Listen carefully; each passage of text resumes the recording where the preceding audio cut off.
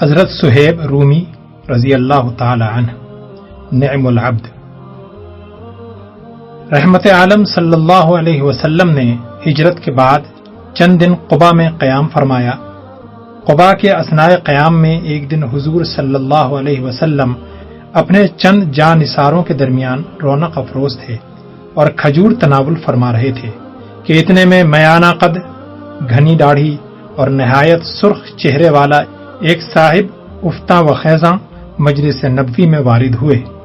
ان کا لباس گرد آلود تھا، چہرے پر تھکان کے آثار تھے اور ایک آنکھ پر پٹی بندھی ہوئی تھی۔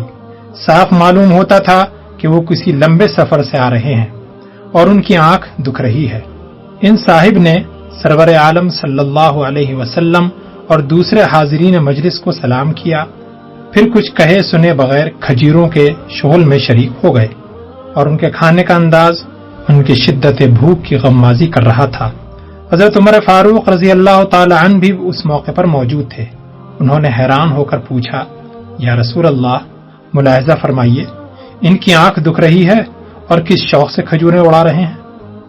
چونکہ آشوب چشم کی حالت میں کھجور کھانا مضر ہوتا ہے، اس لیے حضور صلی اللہ علیہ وسلم نے بھی ان سے مخاطب ہو کر فرمایا، سبحان اللہ، تمہاری آنکھ آئی ہے اور کھجوریں کھا رہے ہو؟ ان صاحب نے عرض کیا، یا رسول اللہ، میں اس آنکھ کی طرف سے کھا رہا ہوں جو اچھی ہے۔ ان کا جواب سن کر سرور عالم صلی اللہ علیہ وسلم اس قدر ہنسے کہ دندان مبارک کا نور ظاہر ہونے لگا۔ کھجوروں سے فارغ ہو کر وہ صاحب حضرت ابو بکر صدیق کی طرف متوجہ ہوئے اور کہا، واہ صاحب، آپ خود تو رسول اللہ صلی اللہ علیہ وسلم کے ہمراہ آ گئے اور مجھے ساتھ نہ لیا۔ پھر حضور کی خدمت میں عرض کیا، یا رسول اللہ، میرے ماں باپ آپ پر قربان، آپ نے بھی اس عاجز کا خیال نہ فرمایا۔ میں مکے میں تنہا رہ گیا اور قریش مجھ پر چڑھ دوڑے، اپنا مال و اسباب سب کچھ انہیں دے کر بڑی مشکل سے جان چھڑائی اور آپ تک پہنچا۔ حضور صلی اللہ علیہ وسلم نے مسکراتے ہوئے فرمایا، ابو یحییٰ، تم نے بڑی نفع مند تجارت کی، ابو یحییٰ، تم نے بڑی نفع مند تجارت کی۔ اس کے ساتھ ہی وحی الہی کے یہ الفاظ لسان رسالت پر جاری ہو گئے، وَمِنَ النَّاسِ مَن يَشْتَرِي نَفْسَهُ ابْتِغَاءَ مَرْضَاتِ اللَّهِ وَاللَّهُ رَءُوفٌ بِالْعِبَادِ۔ لوگوں میں بعض ایسے بھی ہیں جو اپنی جان اللہ کی رضا کے لیے بیچ دیتے ہیں، اور اللہ اپنے بندوں پر بڑا مہربان ہے۔ یہ صاحب جن کی استقامت اور قربانی کو بارگاہ خداوندی میں کھلے الفاظ میں شرف قبول حاصل ہوا، اور جن کے جذبہ فدویت کی خیر الخلائق، فخر کائنات، محبوب خدا صلی اللہ علیہ وسلم نے تحسین فرمائی، حضرت صہیب بن سنان رومی تھے رضی اللہ تعالی عنہ۔ حضرت صہیب بن سنان کا شمار حضرت بلال حبشی، عمار بن یاسر، عمار بن فہیرہ، خباب بن ارد اور ابو فقیہ جیسے عظیم المرتبت صحابہ کی صف میں ہوتا ہے۔ اللہ کے یہ پاک باز بندے مکے میں غریب الدیار تھے اور اعداء اسلام کے گھروں میں غلامانہ زندگی گزر کر رہے تھے، لیکن جو ہی ان کے کانوں تک پیغام حق پہنچا، انہوں نے اس کو قبول کرنے میں ایک لمحہ بھی تحمل نہ کیا اور یوں سابقون الاولون کے مقدس جماعت میں شامل ہو گئے۔ یہ دعوت حق کا ابتدائی زمانہ تھا۔ جو شخص نعمت اسلام سے سعادت اندوز ہوتا، کفر کی لرزہ خیز ستم رانائیوں کا ہدف بن جاتا۔ پردیسی لوگ چونکہ بالکل بے یار و مددگار تھے، اس لیے شقی القلب کفار ان پر دل کھول کر ظلم ڈھاتے تھے۔ چنانچہ حضرت صہیب بھی عرصے تک ان کی مشق ستم کا نشانہ بنتے رہے۔ وہ عراق کے کسی گاؤں کے رہنے والے تھے۔ والد کا نام سنان بن مالک اور والدہ کا نام سلمہ بنت قعید تھا۔ یہ خاندان اپنے علاقے میں بہت معزز تھا۔ سنان یا ان کے بھائی لبید شاہی ایران کی طرف سے ابلا کے حاکم تھے۔ صہیب ابھی کم سن ہی تھے کہ اہل روم نے ابلا پر دھاوا بول دیا اور دوسرے مال و اسباب کے علاوہ صہیب کو بھی پکڑ کر اپنے ساتھ لے گئے۔ چنانچہ انہوں نے لڑکپن سے جوانی تک کا زمانہ رومیوں کی غلامی ہی میں گزارا، اس لیے رومی مشہور ہو گئے۔ ایک دفعہ بنو کلب کے کچھ تاجر اس علاقے میں گئے جہاں صہیب غلامی کی زندگی گزار رہے تھے۔ کلبی تاجروں نے صہیب کو رومیوں سے خرید لیا اور اپنے ساتھ مکہ لے آئے۔ یہاں انہیں عبداللہ بن جدعان نے کلبیوں سے خرید لیا۔ مستدرک حاکم میں ہے کہ ابن جدعان نے انہیں خرید کر آزاد کر دیا، لیکن ابن سعد کا بیان ہے کہ صہیب فرار ہو کر مکہ پہنچے اور عبداللہ بن جدعان سے حلیفانہ تعلق قائم کر لیا۔ قرائن سے معلوم ہوتا ہے کہ صہیب ایک ہنرمند اور محنتی آدمی تھے۔ وہ جب مکہ آئے تھے تو بالکل تہہ دست تھے، لیکن چند سال کے اندر اندر اتنا روپیہ کما لیا کہ مکے کے صاحب ثروت لوگوں میں شمار ہونے لگے۔ اسی زمانے میں سرور عالم صلی اللہ علیہ وسلم نے دعوت حق کا آغاز فرمایا۔ صہیب کو مبدع فیاض نے طبع سلیم سے نوازا تھا۔ اس دعوت کا حال سنا تو ایک دن حضرت ارقم بن ابی ارقم کے مکان پر پہنچے، جہاں رسول اللہ صلی اللہ علیہ وسلم اپنے چند جانثاروں کے ہمراہ پناہ گزین تھے۔ حضرت صہیب نے بارگاہ رسالت میں حاضر ہو کر کلمہ شہادت پڑھا تو حضور کو بہت مسرت ہوئی۔ آپ فرمایا کرتے تھے کہ صہیب روم کا پہلا پھل ہے۔ علامہ ابن اسیر کا بیان ہے کہ حضرت صہیب اور حضرت عمار بن یاسر دونوں نے ایک ہی دن ایک ساتھ اسلام قبول کیا۔ اس وقت تک صرف 30 اصحاب دائرہ اسلام میں داخل ہوئے تھے۔ حضرت صہیب ایک بے یار و مددگار غریب الوطن تھے۔ مشرکین کے شر سے محفوظ رہنے کے لیے اپنا اسلام بعض دوسرے اصحاب کی طرح مخفی رکھ سکتے تھے، لیکن ان کے جوش ایمان نے گوارا نہ کیا کہ ایک دن بھی اپنا اسلام چھپا کر رکھیں۔ مشرکین کے سامنے کھلم کھلا اسلام کا اظہار کر کے انہوں نے گویا بھیڑوں کے چھتے میں ہاتھ لگا دیا۔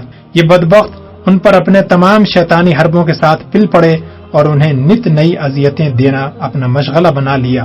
کبھی گرم ریت پر لٹاتے، کبھی پانی میں غوطے دیتے، کبھی مار مار کر لہو لہان کر دیتے، لیکن آفری ہے اس مرد وفا شرست پر کہ ایک لمحے کے لیے حق سے روگردانی نہ کی۔ غرض اسی طرح کہ زہرہ گداز مظالم سہتے سہتے ایک مدت گزر گئی، یہاں تک کہ سرور عالم صلی اللہ علیہ وسلم نے صحابہ اکرام کو مدینے کی طرف ہجرت کرنے کی اجازت دے دی۔ چنانچہ اکثر صحابہ اکرام ہجرت نبوی سے کچھ عرصہ پہلے ہی مدینہ منورہ چلے گئے، تاہم صہیب مکے ہی میں مقیم رہے۔ بحیقی کی روایت کے مطابق سرور عالم صلی اللہ علیہ وسلم نے ایک دفعہ حضرت صہیب کے سامنے فرمایا تھا کہ تم لوگ ایک دن ہجر یا مدینے کی طرف ہجرت کرو گے۔ اسی دن سے حضرت صہیب نے ارادہ کر لیا تھا کہ وہ ہجرت میں سرور عالم کی معیت کا شرف حاصل کریں گے، لیکن بعد میں حالات نے کچھ ایسا رخ اختیار کیا کہ حضور نے حضرت ابوبکر صدیق رضی اللہ تعالی عنہ کے ہمراہ مخفی طور پر ہجرت فرمائی اور حضرت صہیب آپ کی ہمرکابی کی سعادت سے محروم رہ گئے۔ انہیں جب سرور عالم کی ہجرت کا حال معلوم ہوا تو مکے میں ایک دن کاٹنا بھی مشکل ہو گیا اور مدینہ جانے کے لیے بے تاب ہو گئے۔ چنانچہ چند دن بعد انہوں نے رخت سفر باندھا۔ مشرکین قریش کو ان کے ارادے کا علم ہوا تو انہوں نے حضرت صہیب کو چاروں طرف سے گھیر لیا اور کہا کہ ہم تمہیں یہاں سے نہیں جانے دیں گے۔ حضرت صہیب نے تیر کمان پر رکھ کر للکارا، اے اہل مکہ، تم خوب جانتے ہو کہ میرے تیر کا نشانہ کبھی خطا نہیں کرتا۔ خدا کی قسم تم میرے قریب نہیں پہنچ سکتے جب تک کہ میں اپنے ترکش کے تمام تیر تم پر ختم نہ کر دوں۔ اگر پھر بھی تم سے کوئی بچ گیا تو پھر میں تلوار نکال لوں گا اور جب تک میری جان میں جان ہے تم سے لڑوں گا۔ اگر سلامتی چاہتے ہو تو میرا پیچھا چھوڑ دو اور اپنے گھروں کو لوٹ جاؤ۔ مشرکین نے کہا، صہیب، جب تم مکہ آئے تھے تو سخت مفلس اور قلاش تھے، لیکن اب تم یہاں سے اس قدر مال دولت لے جا رہے ہو، یہ دولت ہماری ہے، اسے ہمارے حوالے کر دو اور جہاں جی چاہے چلے جاؤ۔ حضرت صہیب نے تمام مال و زر ان کے آگے پٹک دیا اور خالی ہاتھ مدینہ کی طرف روانہ ہو گئے۔ بعض دوسری روایات میں ہے کہ حضرت صہیب نے اپنی تمام دولت گھر میں کسی جگہ چھپا رکھی تھی۔ مشرکین نے ان کا تعاقب کیا تو انہوں نے ان سے کہا کہ اگر تم میرے راستے میں حائل نہ ہو تو میں تمہیں اپنا مال کا پتہ بتا دوں گا۔ مشرکین نے یہ بات منظور کر لی اور حضرت صہیب نے اپنی تمام پونجی ان کے حوالے کر دی، یہاں تک کہ اپنی 2 باندیاں بھی مشرکین کو دے دیں۔ ارض مکہ کو اس طرح سے الوداع کہہ کر حضرت صہیب سیدھے رحمت عالم صلی اللہ علیہ وسلم کی خدمت میں قبا پہنچے۔ وہاں کھجوروں کا پرلطف واقعہ پیش آیا اور دوسری باتیں ہوئیں۔ حافظ ابن کثیر رحمت اللہ علیہ کا بیان ہے کہ رسول اکرم صلی اللہ علیہ وسلم نے حضرت صہیب کو دیکھتے ہی فرمایا، ربح صہیب، ربح صہیب۔ صہیب نے تجارت میں بہت نفع کمایا، صہیب نے تجارت میں بہت نفع کمایا۔ فی الحقیقت حضرت صہیب رضی اللہ تعالی عنہ کے قبا پہنچنے سے پہلے ہی سرور عالم صلی اللہ علیہ وسلم کو وحی کے ذریعے ان کی قربانی اور استقامت کی خبر مل چکی تھی۔ چنانچہ البدایہ و نہایہ میں خود حضرت صہیب سے روایت ہے کہ میں قبا میں رسول اللہ صلی اللہ علیہ وسلم کی خدمت میں پہنچا تو آپ نے مجھے دیکھتے ہی فرمایا، اے ابو یحییٰ، تمہاری یہ تجارت بہت نفع مند رہی۔ میں نے عرض کیا، یا رسول اللہ، مجھ سے پہلے ابھی تک تو کوئی نہیں آیا۔ اس واقعے کی خبر آپ کو یقیناً حضرت جبرائیل علیہ السلام نے دی ہے۔ حضرت صہیب نے قباء میں حضرت سعد بن خثیمہ اوسی کے ہاں قیام کیا۔ چند ماہ بعد سرور عالم صلی اللہ علیہ وسلم نے مہاجرین اور انصار کے درمیان مواخانہ قائم فرمائی تو حضرت صہیب کو جلیل القدر صحابی حضرت ابو سعید حارث بن سما نجاری خزرجی کا اسلامی بھائی بنایا۔ غزوات کا سلسلہ شروع ہوا تو حضرت صہیب نے بدر سے تبوک تک تمام معرکوں میں رحمت عالم کی ہمرکابی کا شرف حاصل کیا۔ انہیں تیر اندازی اور تیغ زنی میں کمال درجے کی مہارت تھی۔ ہر معرکے میں اپنی شجاعت و بصالت کا لوہا منوایا اور اپنے کمال فن سے دشمنوں کو خوب زج کیا۔ اگر کسی ایسے دشمن کا سامنا ہو جاتا جو سر سے پاؤں تک زرہ پوش ہوتا تو تاک کر اس کی آنکھ میں اس طرح تیر مارتے کہ وہ الٹ کر پیچھے کی طرف اوندھا گر جاتا۔ انہیں راہ حق میں اپنی معرکہ آرائیوں پر بڑا ناز تھا۔ عالم پیری میں لوگوں کو اپنے گرد جمع کر کے انہیں بڑے لطف اور انبساط کے ساتھ اپنی جنگی کارناموں کے واقعات سنایا کرتے تھے۔ رحمت عالم صلی اللہ علیہ وسلم بھی حضرت صہیب کی استقامت، اخلاص اور جانبازی کی بڑی قدر فرماتے تھے۔ ایک مرتبہ آپ نے فرمایا، نعم العبد صہیب لو لم یغف اللہ لم یعصہ، صحیح مسلم۔ صہیب اچھے بندے ہیں، اگر وہ اللہ کا خوف نہ کرتے تب بھی اس کی معصیت نہ کرتے۔ رحمت عالم صلی اللہ علیہ وسلم کو حضرت صہیب اور ان جیسے دوسرے بزرگوں کی دلجوئی کا جس قدر خیال تھا اس کا اندازہ صحیح مسلم کی اس روایت سے کیا جا سکتا ہے کہ ایک دفعہ حضرت صہیب، حضرت سلمان فارسی اور حضرت بلال بن رباح کہیں اکٹھا بیٹھے تھے تو ابو سفیان ادھر سے گزرے۔ تینوں نے انہیں دیکھ کر کہا، اللہ کی تلوار نے ابھی تک اس دشمن خدا کا سر قلم نہیں کیا۔ حضرت ابوبکر صدیق رضی اللہ تعالی عنہ بھی کہیں پاس ہی تھے۔ انہوں نے فرمایا، یہ شخص قریش کا سردار ہے، اس کے لیے ایسے سخت الفاظ منہ سے نہ نکالو۔ اس کے بعد انہوں نے حضور کی خدمت میں حاضر ہو کر یہ واقعہ بیان کیا۔ حضور صلی اللہ علیہ وسلم نے فرمایا، تمہارے ٹوکنے پر شاید یہ لوگ برا مان گئے ہوں، ان کو ناراض کرنا گویا خدا کو ناراض کرنا ہے۔ حضرت ابوبکر صدیق رضی اللہ تعالی عنہ سرور عالم کا یہ ارشاد سن کر لرز گئے۔ اسی وقت ان تینوں بزرگوں کے پاس لوٹ کر آئے اور کہا، پیارے بھائیوں، میری بات سے تم ناراض تو نہیں ہو گئے؟ انہوں نے کہا، نہیں اے ابو بکر، ہمارے دل میں تمہارے خلاف کوئی ملال نہیں ہے، اللہ تعالیٰ تمہاری مغفرت کرے۔ رحمت عالم صلی اللہ علیہ وسلم حضرت صہیب پر اس قدر مہربان تھے کہ آپ نے خود ان کی کنیت ابو یحییٰ تجویز فرمائی، حالانکہ حضرت صہیب کا یحییٰ نام کا کوئی لڑکا نہ تھا۔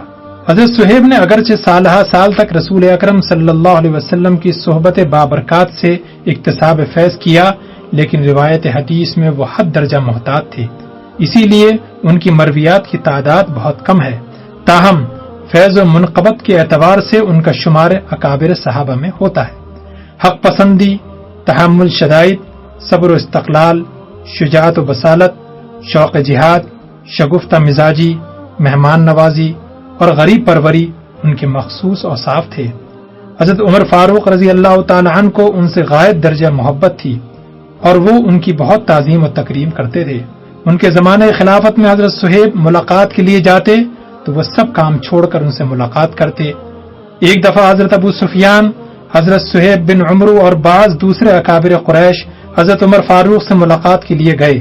اتفاق سے اسی وقت حضرت صہیب، حضرت بلال اور حضرت عمار بن یاسر بھی اسی مقصد کے لیے وہاں پہنچے۔ حضرت عمر مکان کے اندر تھے، انہیں ملاقات کے لیے آنے والوں کے نام بتائے گئے تو انہوں نے حضرت صہیب، بلال اور عمار کو پہلے بلایا۔ حضرت ابو سفیان سے ضبط نہ ہو سکا اور کہنے لگے، عجیب بات ہے کہ ان غلاموں کو تو فوراً باریابی کا اذن مل جاتا ہے، لیکن ہم لوگ انتظار کرتے رہتے ہیں۔ حضرت سہیل نے اس بات کو کاٹ کر کہا، بھائی اس کے لیے تو ہم خود ذمہ دار ہیں۔ دعوت توحید ہم سب کو ایک ہی وقت میں ملی، لیکن یہ لوگ اس کو قبول کرنے میں آگے بڑھ گئے اور ہم منہ تکتے رہ گئے۔ اس لیے امیر المومنین اگر انہیں ہم پر سبقت دیتے ہیں تو اس میں کیا عیب ہے؟ حضرت عمر فاروق رضی اللہ تعالی عنہ نے ایک مرتبہ حضرت صہیب سے فرمایا، صہیب تم مجھے بہت محبوب ہو، لیکن تمہاری 3 باتیں مجھے نہیں بھاتی۔ ایک تو یہ کہ زبان پر عجم کا رنگ غالب ہے، حالانکہ تم عربی ہونے کا دعویٰ کرتے ہو۔ دوسرے، تم اپنا مال بڑی بے دردی سے صرف کرتے ہو۔ تیسرے یہ کہ تم نے اپنی کنیت ایک پیغمبر کے نام پر رکھی ہے، حالانکہ یحییٰ نام کا تمہاری کوئی اولاد بھی نہیں۔ بولے، امیر المؤمنین میں فی الواقع عرب ہوں۔ بچپن میں رومی پکڑ کر لے گئے تھے اور میں نے انہی میں پرورش پائی، اس لیے میری زبان پر عجمی رنگ غالب ہے، اس میں میرا کوئی قصور نہیں۔ رہا سوال اسراف کا، تو اصل بات یہ ہے کہ میں اسراف نہیں کرتا، بلکہ میرے عمل کا اساس نبی اکرم صلی اللہ علیہ وسلم کے اس فرمان پر ہے کہ تم میں بہترین آدمی وہ ہے جو لوگوں کو کھانا کھلائے اور سلام کا جواب دے۔ اب رہی کنیت، تو میں نے خود اختیار نہیں کی، بلکہ رسول اللہ صلی اللہ علیہ وسلم نے تجویز فرمائی تھی۔ ان کا جواب سن کر حضرت عمر فاروق خاموش ہو گئے اور پھر کبھی اس سلسلے میں انہوں نے کوئی بات نہیں کی۔ حضرت صہیب کے معقول جواب نے حضرت عمر فاروق کو مطمئن کر دیا۔ حضرت عمر فاروق رضی اللہ تعالی عنہ کی نگاہ مردم شناس میں حضرت صہیب بڑے مرتبہ اور عظمت کے حامل تھے۔ اپنی وفات سے پہلے انہوں نے وصیت کی کہ جب تک نئے خلیفہ کا انتخاب نہ ہو جائے صہیب مسلمانوں کی امامت کا فرض انجام دیں گے اور وہی ان کی نماز جنازہ پڑھائیں گے۔ چنانچہ حضرت صہیب نے ان کی نماز جنازہ پڑھائی اور پھر 3 دن تک نہایت خوش اسلوبی سے مسلمانوں کی امامت کرتے رہے۔ حضرت صہیب رضی اللہ تعالی عنہ نے ماہ شوال 38 ہجری میں مدینہ منورہ میں وفات پائی اور گورستان بقیع میں مدفون ہوئے۔ اس وقت ان کی عمر 70 یا 72 برس کی تھی، رضی اللہ تعالی عنہ۔